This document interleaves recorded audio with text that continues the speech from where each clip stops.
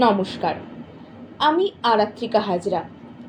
আমাদের এই মহান ভারতবর্ষের ৮০তম স্বাধীনতা দিবসে আমার ছোট্ট নিবেদন কবি সুকান্ত আচার্যের পতাকার ৫ রং।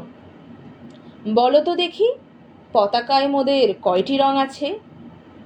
শিক্ষক এসে শুধালেন হেসে দ্বিতীয় শ্রেণীর কাছে।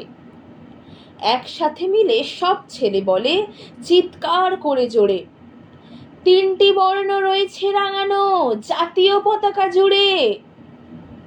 শ্রেণীর পিছনে বেঞ্চের কোণে শিশু ছিল এক বসে। পতাকার মাঝে ৫ রং আছে, বলল সে মৃদু ভাষে।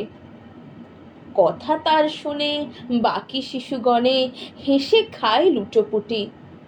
শিক্ষক রেগে বলেন হেঁকে, বোঝাও কি করে ৫টি? মাথা নিচু করে ভয়ার্ত স্বরে সরল শিশুটি বলে, ওপরে গেরুয়া, মাঝখানে সাদা, সবুজ আছে তার তলে, আর আছে আঁকা গোলাকার চাকা, নীল রং আছে এতে। শিক্ষক বলে, এটিকে ধরলে তবুও হচ্ছে ৪টে। অবোধ শিশুটি বলল তখন, রং আছে আর এক। লাল লাল ছোপ দাগ দেখা যায় ওই পতাকার মাঝে। বাবাকে যখন আনলে ওরা কফিনের ঢাকা খুলে, জড়ানো রয়েছে দেওখানা তার পতাকা আর ফুলে। রক্তের দাগে ছিল লাল ছোপ ওই পতাকার মাঝে। এই নিয়ে মোট হলো ৫টি। এবার তো ঠিক আছে?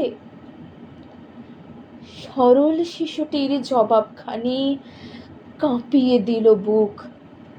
অশ্রু এলো নয়ন ভরে, শুকনো হলো মুখ। আজও যারা দেশের জন্য করছে বলিদান, স্বাধীনতার শহীদ সম তাদের অমর প্রাণ।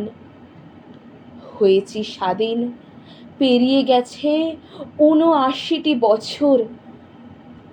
দেশ বাঁচাতে যাচ্ছে যে প্রাণ, রাখছে কি তার খবর? নমস্কার।